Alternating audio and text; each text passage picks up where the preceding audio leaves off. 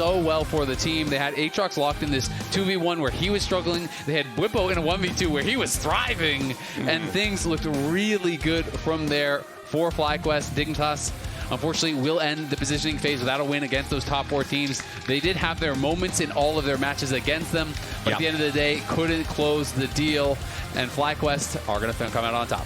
Another win for FlyQuest. Reminder to all y'all, LTA North Twitch subs are back. Join the community for exclusive content, including the League of Legends in-game emote, Tell Me Everything, for paid and gifted subs. Plus, get access to all of our exclusive LTA North emotes, like Gigaflowers, that one's mine, or Azael Nodders, which is a very cursed one, but in the best kind of way.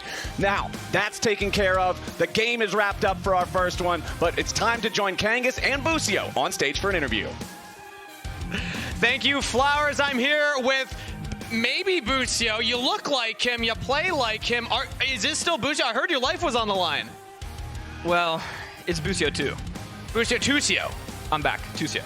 Tusio's back, everybody. Well, congratulations on the win here. You have one loss in the entirety of the positioning phase. I want you to reflect on how positioning phase went and what the team's been working on, how well you think you executed on what your plan was at the beginning of the split. Yeah, I mean, this whole positioning phase, we've just been working on everyone playing their own game, playing to their own win conditions, and not like relying on teammates. Just play your own game.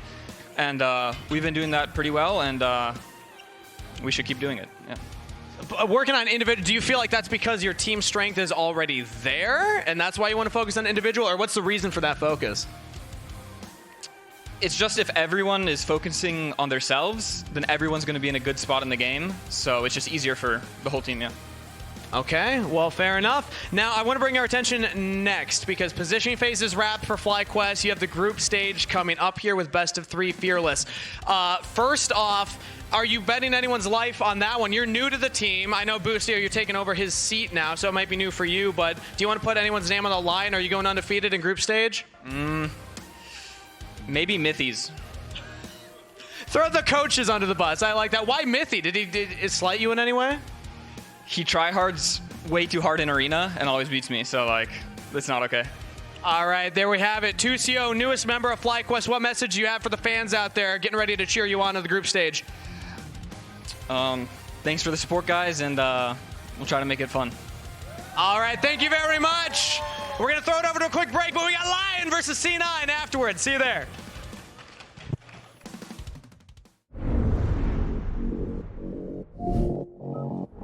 Ready, set, go!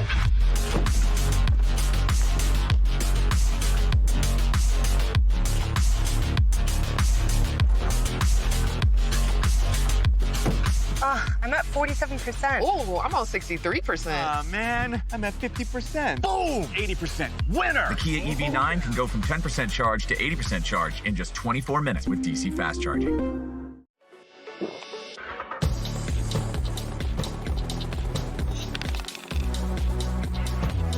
Red Bull gives you wings. Rich in the ground before Dub can even get there. In time to try to knock out as Impact gets bursted. Don't feed. Get fed. Scan the QR code for LTA deals only on Uber Eats.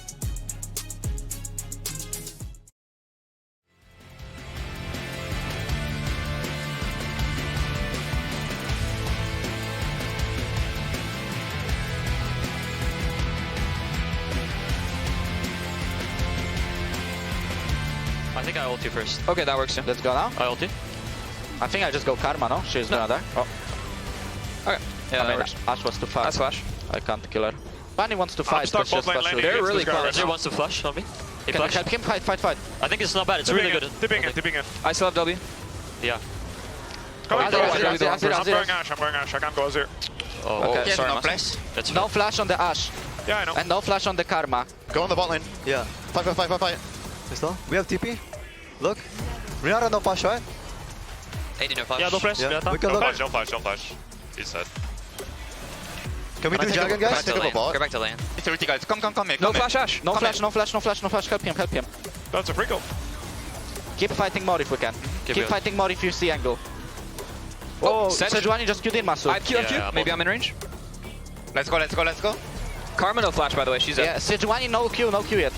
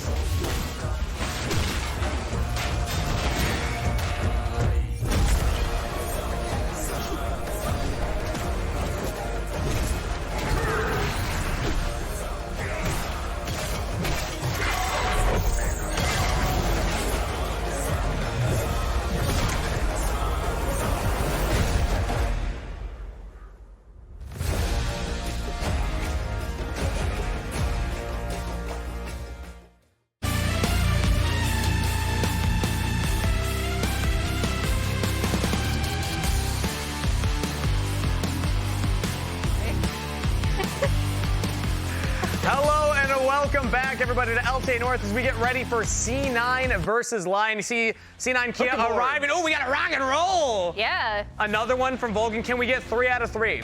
Blaber gives a thumbs up. I'll take a thumbs up from Blaber. That guy's from Texas University, by the way, hook 'em horn. So like Zven, I always knew you were one of us. Yeah? He's a true One of us? horner? Aren't you from Calgary? I don't know what they're called. Hey, we're cool. Like, Calgary's known for the same thing. the Stampede. I forgot. Exactly. We're all Texans. We're the Northern Texans. Northern Texans. We're the Snow Texans. We're learning about Canadians today, I guess. It's all making sense now. Oh, God.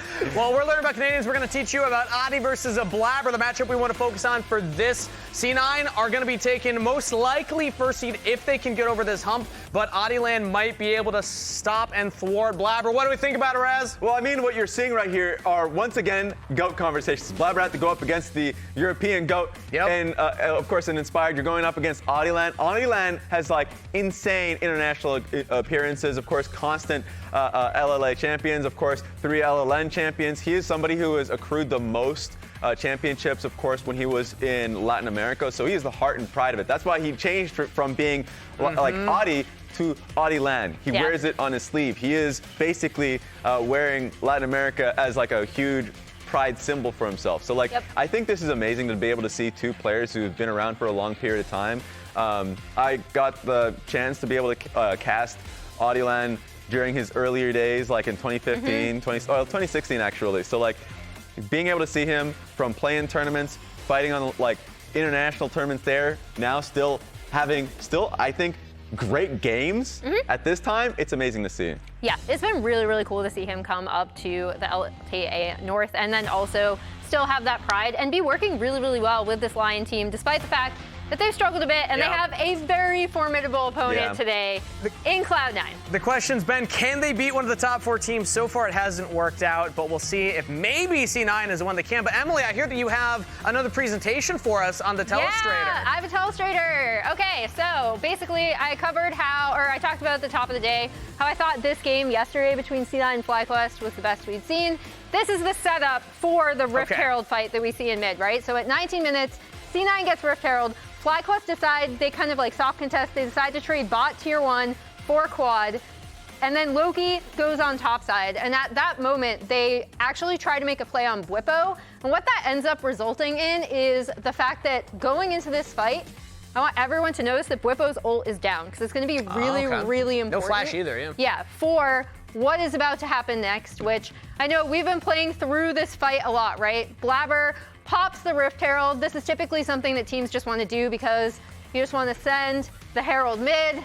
Drake is just up, get mid prio, and you end up rotating down to Drake. Very simple play. We see it from teams all the time, right? So here's what happens. Tusio goes in. Zven actually is able to get away. Then Vulcan goes in. Then we have the Mbessa going right in, ends up killing Tusio, but then also goes down to Quad, who's really strong, right? Yeah, 1 for 1. This is the big play because Loki is going to be the star of this fight. He is in the Herald, drives it around, ends up being able to get right onto Bwipo, eliminates him. Guess what? Ooh. His ult is just up, was not able to use it, Tragic. right? So then he gets shut down, and that's what really decides the fight. Then Loki is going to see the angle to come over on the shuffle from this side.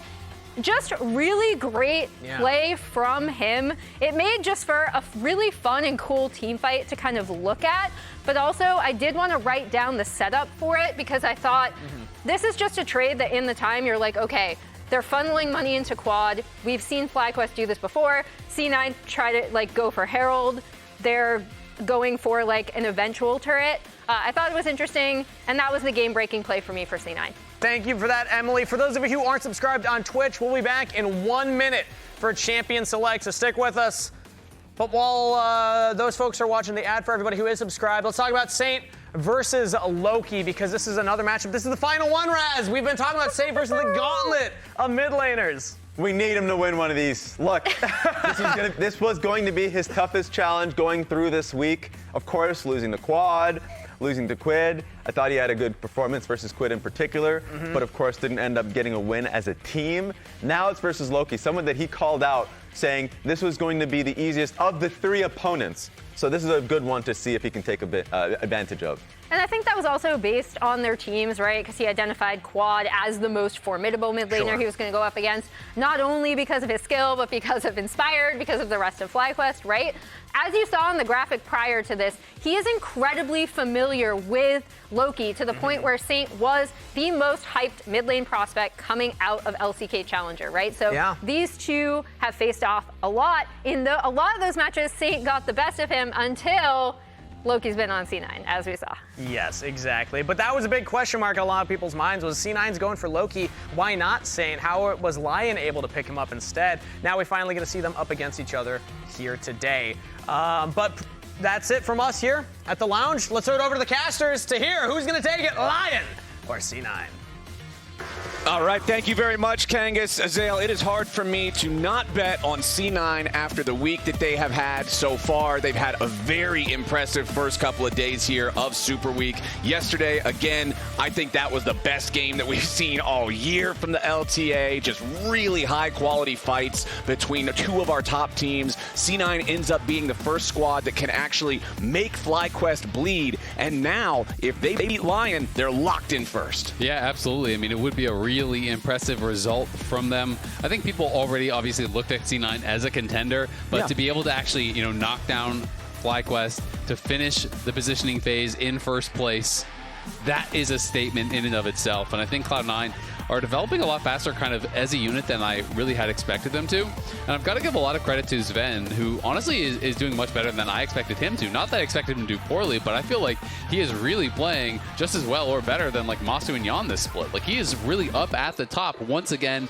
after being a support for a while and coming back to AD, having that split on Dig. Then he's back on Cloud9, he's AD again, and he's just kind of like, right, like nothing ever happened. You know how a lot of times if a guy goes to prison and he's there for a while, he has nothing to do but just get ripped, like pump iron every single day? Did you just call Dignitas prison? No, I called support prison. Okay. He was stuck in, like, he was stuck in Yumi jail for a while there. His only job is to attach to people, you know, throw out a couple prowling projectiles here and there. It just made him hungry. It made him motivated. It made him fierce. Yeah. See? That's where I'm at with it anyway. Plus, he's back together with Vulcan. This is a long-time favorite duo for a lot of people that have been Cloud9 fans. And hey, like you're saying, it's working out. Let's get into the draft, though. As Kalista, Ezreal, and Azir are banned out by LYON. Cloud9 responding by banning out the Varus, the Yone, and the Vi. Rumble, the first pick for LYON, alongside the Skarner and Kai'Sa follow-up. And then C9 picking up Corki, Sejuani, and Gwen.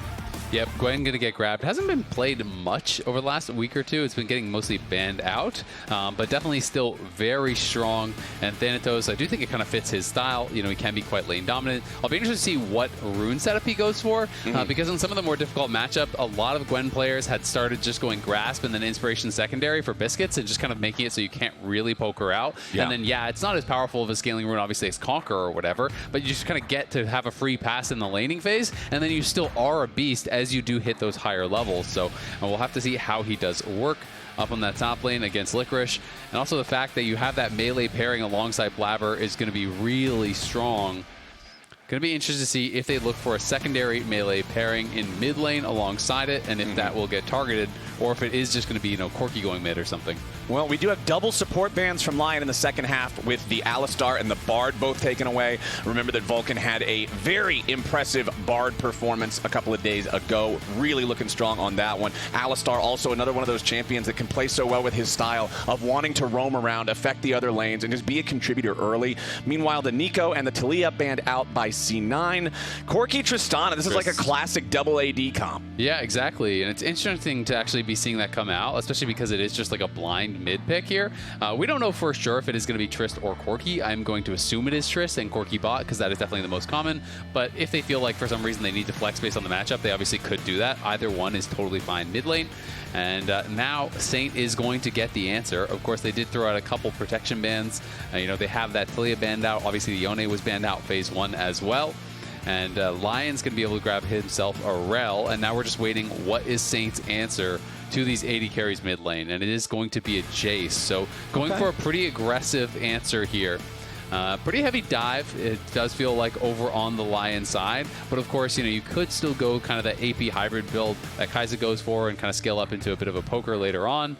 But honestly, I'm kind of liking C9's comp a lot more. I mean, there's a ton of AoE combo potential on Lion. If Rell can go in, get one of those big, surprising crash-down magnet storms, you throw Skarner's Impale over the top of it, cook everybody with the Equalizer, you win the team fight right there with 3 presses of the R key on 3 separate keyboards. But over on C9's side, there's a lot of power in range with the double AD carries. We know that Gwen is an absolute monster when it comes to side lane and scaling up. And then now that they've got the Braum, they've got some powerful disengage to deal with what Lion wants to bring to the table. Absolutely. I mean, the Braum, but also, Corki and Tristana are pretty good at disengaging as well. Obviously, the Valkyrie helps to keep you safe, but Buster Shot as well as the Rocket Jump, also things that are going to make it a little bit more difficult there, potentially for Lion. It's going to be a lot about their engage. Can you find that explosive engage, flash Skarner ult, or, a Q flash into crash down ult from Lion, something like that to really get on the carries. If they can't do that right at the beginning of the fight, I think it's going to be so hard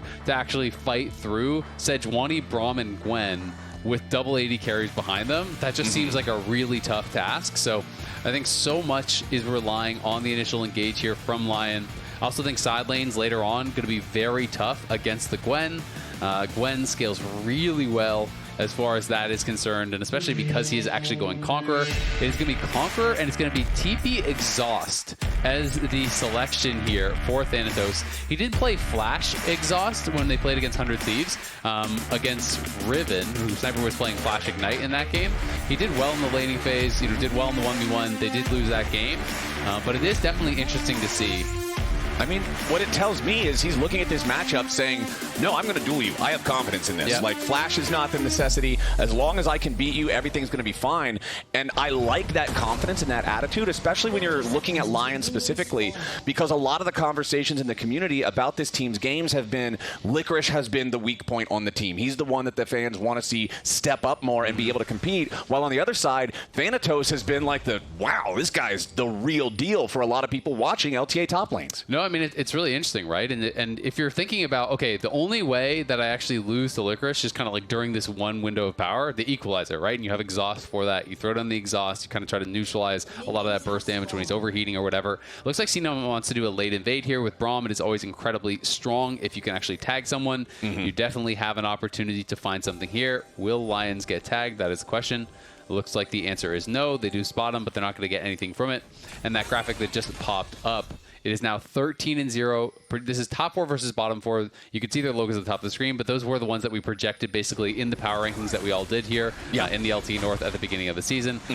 People didn't have the exact same order, but every single person who did the power rankings here had C9, TL, 100 Thieves, and FlyQuest in the top 4. All right, Lyonz haven't lost game yet. Going to get stunned up there as he tries to fight back. Zven and Vulcan really just wanting to make the most out of this level 1 trading back and forth with the power of that Braum that you were talking about before, and they do get a good chunk. Yep, Braum plus Guardian, you get that proc right off the bat, so that is going to feel really nice. They also use that power to get the red.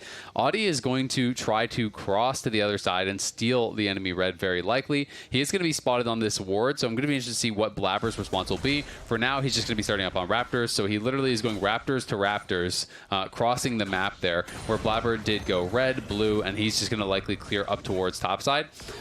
Would be interesting to see if he eventually drops camp, though, as it could be in trouble bot. Yeah, Lyonz and Hena doing a good job making use of that power spike, hitting level 2 first, getting the crash down on Vulcan right outside of the turret range for a nice punish. Yeah, and that was just a little bit of disrespect, honestly, from the C9 bot lane, not respecting the fact that they are going to hit 2 there, that they can look for an engage and try to punish. Blaber will skip his wolves to try to get up towards that top side and defend his red, very likely, but is pinging over, so they may actually look to try to re-invade instead. They have Prio in mid, so yeah, they're just going to look for a re-invade now and maybe try to challenge at the enemy blue once again. Yeah, Audie had the confidence to go in and get the Raptor camp back that Blaber stole away, but did not want to overstay and try to retake a red. So now Audie's going to end up, at 3 minutes. He's going to end up getting 4 buffed. He already lost his red. He's about to lose his blue. Blaber just took it. Audie tries to get through the wall there with the Ishtal impact, but Blaber's ready to just try to walk away. Saint wants to walk over to this. Blaber still with a flash available, dodges away from that upheaval. But yeah, that's 4 buffs in the first rotation for Blaber. Yeah, and because Audie hadn't done any of those buffs, camps, you know, kind of those high XP camps. Even though he was on a couple camps, he just hit level 3 after 3 minutes, right? So definitely way behind on where he wants to be for the clear. Blaber goes back towards his red and is going to be able to hit that and trying to tag the Krugs over the wall as well with the W. So is just going to keep that clear going here. You can see Exhaust going to get used on the overheat, and Thanatos just trying to get a good trade.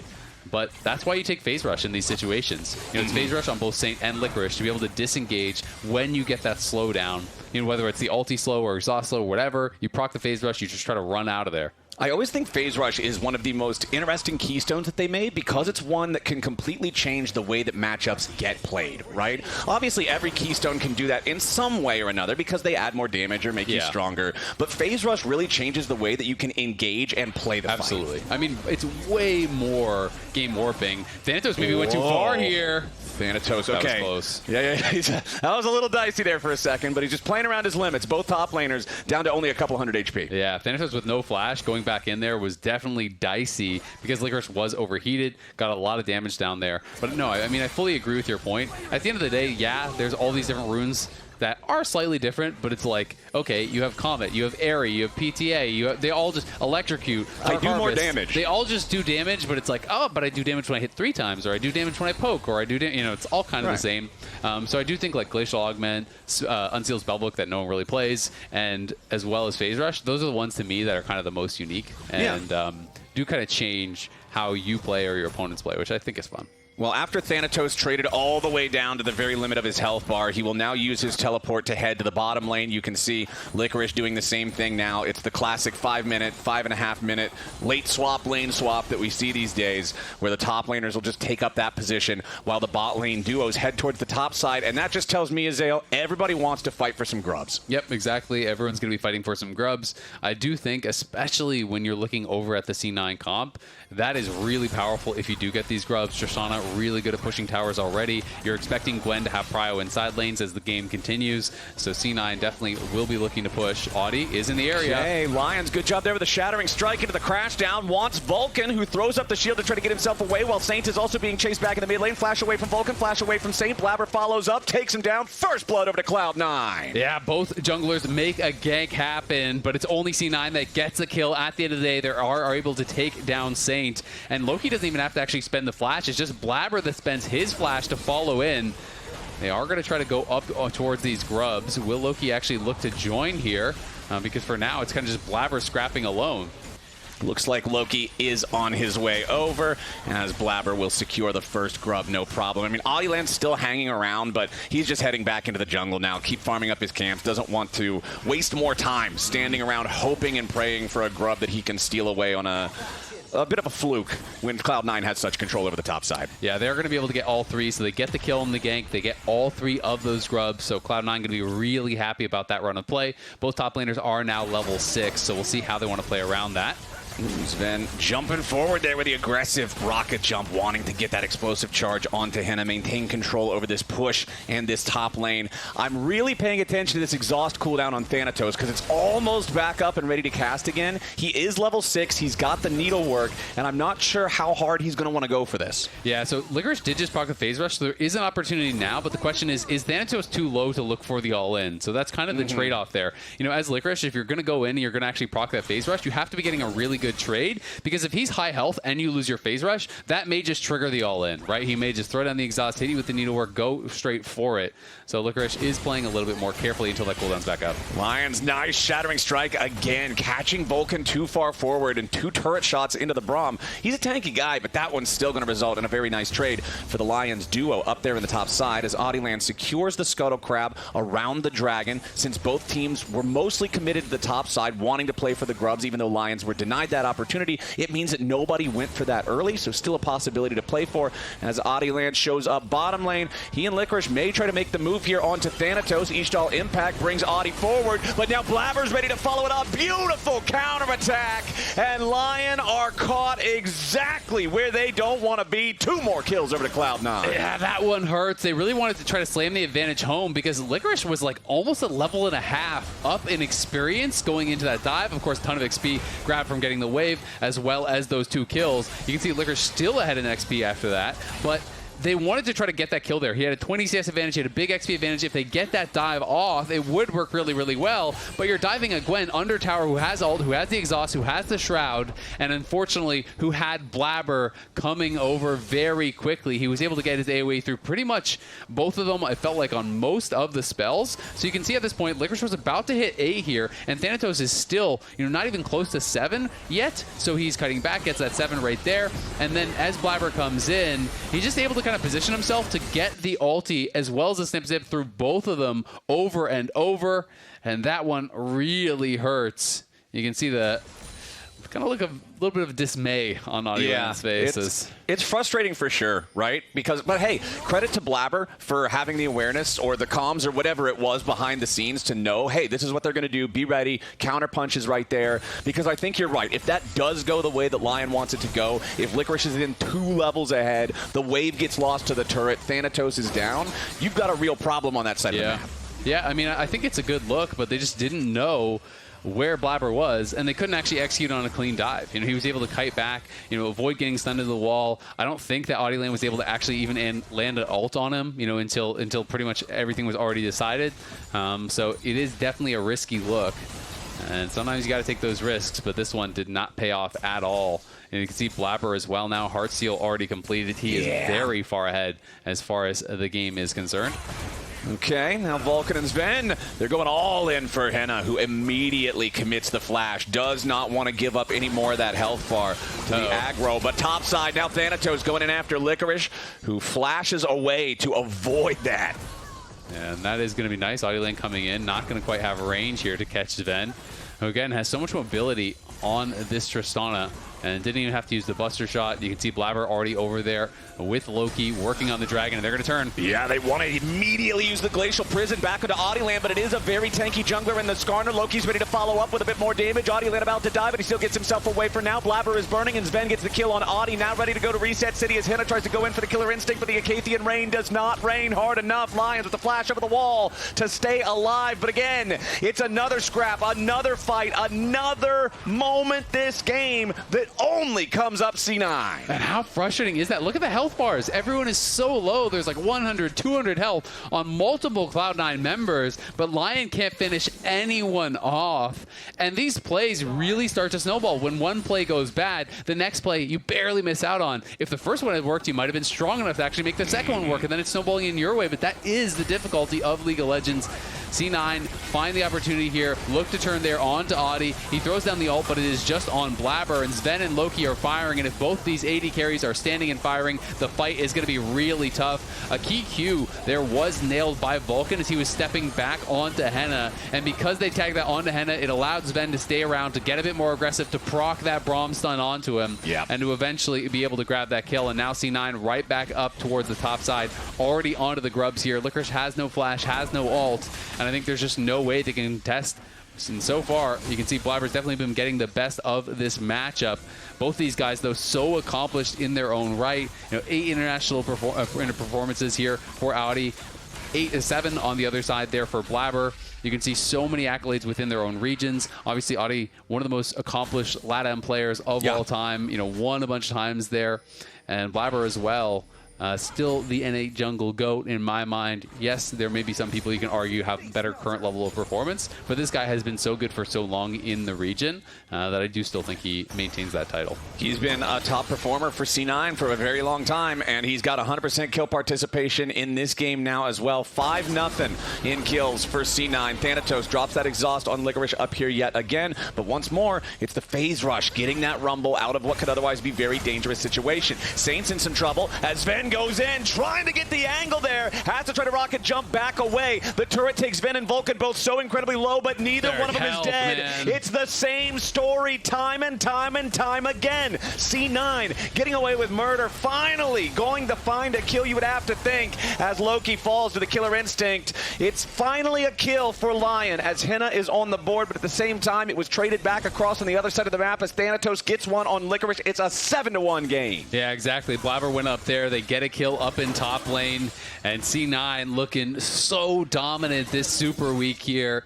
definitely on pace to finish in first place. It's going to be a really tough comeback here from LYON. It is their last chance to try to get a win against the top 4 team. Zven gets behind Saint there, flashes away from Audie, knocks him back into the team with the buster shot for the alley-oop. They are able to get this kill, and again, Zven and Vulcan limp out, no health to speak of, but it just doesn't matter because you can't finish off the kills. And then meanwhile, on the top side, Blaber was spotted, but it just doesn't really matter because Licorice has no flash, and over the wall comes Blaber, nails the ulti.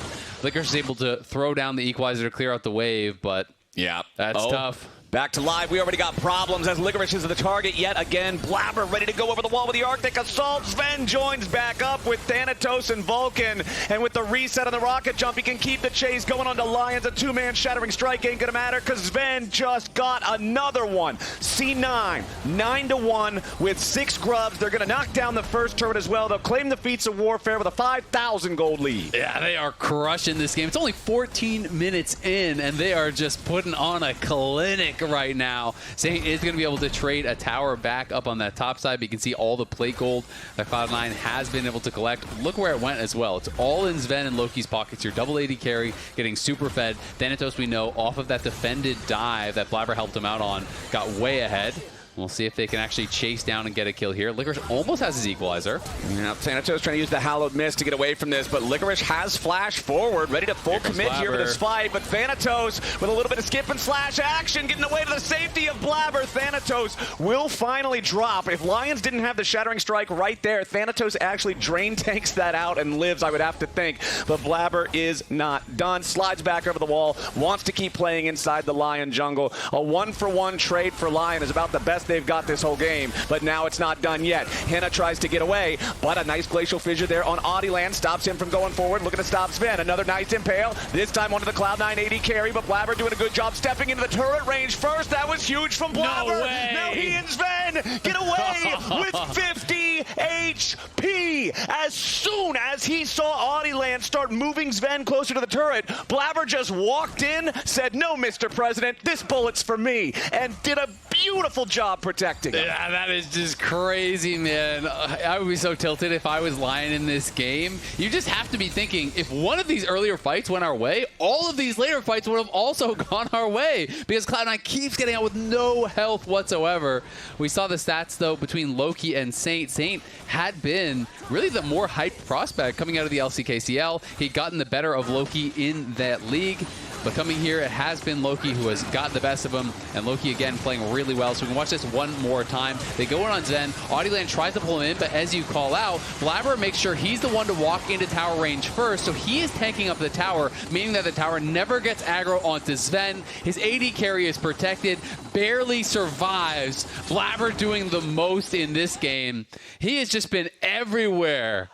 And there's the frustration you're talking about on the coaching staff of LYON, and the exact opposite on the face of Reaper and C9, who honestly just have to feel like this one is in the bag at this point as they'll pick up yet another neutral objective. The Rift Herald now going to go over to Blaber uncontested. I just feel like Blaber has been 1v9 this weekend, man. He is smurfing hard. Vulcan jumping back away to the safety of Blaber over the wall there, as Oddielan did find the Ishtal impact to slam him into the wall. But it's just so hard for LYON to play the game right now, man. Even walking into their own jungle, they have to expect C9 to just be there. I mean, they have this really good early game plan. They get the invade, you get 4 buff by Blaber. Blaber is everywhere he needs to be every single time you need him for perfect counter ganks. He's tanking the tower for his AD carry. He's countering the dive on bot lane. He's countering the chase down from Licorice again later on. He's up towards the top side, taking every single objective. Like, the guy is everywhere you could ever want him to be. He started with 4 buffs. Yeah. Like, and he's still keeping his farm really high. It's been a Blaber diff in this game. It's 11-2 now for C9. There's some good stats from this one. 3-0-5 right now. 4,000 damage. At 14 minutes, he was up 1,300 For a second, I thought he was gold. flipping us off. Oh, man, that would be diabolical. But it's number 1. Yeah, he's number 1. He's number 1. All right. Well, I was like, whoa, Blaber, that is out of character. That's a special image that you can only use when your team gets away with less than 100 HP more than 10 times in a game. All right, it's still an 11-2 the thumbs game. up emote transforms. Yeah, it's like how the little fist hangs above your head, and if you have enough teammates agree to use it. But we have the one thing, I guess, that if you're Lion, you could be sort of happy about is because everything else has been the focus, there's only the one dragon that's been taken so far. The first Drake didn't really even get taken barely before the plates fell, so they can't have a fast soul. Thought you were about to hit me with you can be happy about the sub gap, 250 gold lead. Yeah, well, that'll work. That'll work. No reason not to. But we got a lot of problems on the Lions side now. They're going to try to at least play around this Saint split push angle here with the Jayce, trying to just knock down any bit of objective bounty money that they could possibly get their hands on. They've only got the one turret so far, and the gold lead keeps bleeding. Yeah, it's always tough when your cope is, we'll get the objective bounties. It's like, well, there's a reason the objective bounties did spawn, and that is because everyone on Cloud9 is massively ahead. 2,000 plus in mid and jungle, 1,400 in both AD and top. Everyone is so far ahead. And yeah, you can try to play through Saint. I think that maybe is their best chance. You just kind of send Audie or Lyonz behind Saint in the side lane. You send 2 there. You hope Cloud9 sends 1 man to respond. You get a pick. You get a tower. You start to kind of claw back the game through that sort of method.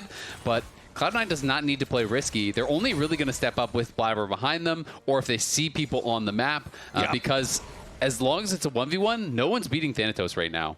Oh, yeah, no way. He's got the Riftmaker already working on the Nashor's Tooth next. You can see even in the inventory for Blaber, and Sejuani is not a champion that you expect to have this kind of a lead, but it's Heartsteel Merc Treads versus Heartsteel Merc Treads Unending Despair. It's a full extra item ahead, and Blaber is still just running the show here, can easily take down this Drake, doesn't even need help from the team, but they are going to rotate some of these AD carries over just to clean it up a little bit faster and get back to occupying the enemy jungle. You can see Vulcan inside the red side jungle of Lion, just trying to clear out as much vision as he can, plant a lot of wards there, make sure they know where these guys are. And I mean, how sad does the inventory look for Hena versus Zven, right? Like, you have full IE already completed as that second item here, plus the Yuntal Wild Arrows, and you look on the other side, it's just like some scraps working towards that Rage Blade, and Blaber is already here onto Oddielan. They know they are this far ahead. They know they have the item completions. Just force any fight you can find. Yeah. And they are just all dodging out. You can see on this one, you stand on the inside, you dodge the swirls, you pick up the flowers, and they are just going to get even more ahead now. That is a lot of roses that they just picked up. They're already at 55 now at this point, so the XP difference is going to get that much larger.